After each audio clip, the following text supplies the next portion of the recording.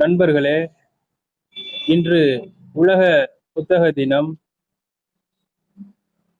உங்களுக்காக சில குறிப்புகள்.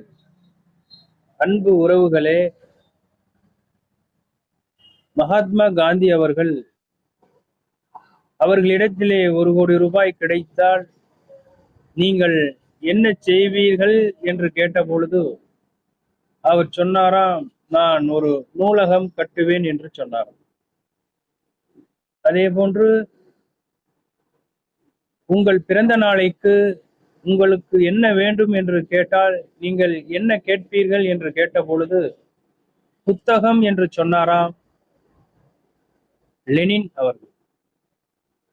அதே போன்று ஒரு தனிமை தீவில் நீங்கள் தள்ளப்பட்டால் என்ன செய்வீர்கள் என்று கேட்டபொழுது நான் புத்தகங்களுடன் மகிழ்ச்சியாக வாழ்ந்துவிட்டு வருவேன் என்று சொன்னாராம் ஜவஹர்லால் நேரு அவர்கள்.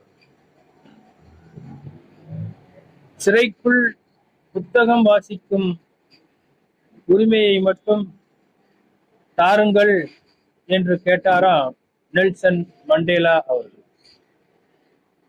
படம் நடிக்கும் பொழுது வரும் முதல் சம்பளத்தில் $100 புத்தகம் வாங்குவேன் என்று சொன்னாராம் நம்மை மகிழ்ச்சியில் திளைக்க வைத்த சார்லி சாப்ளின் அவர்கள்.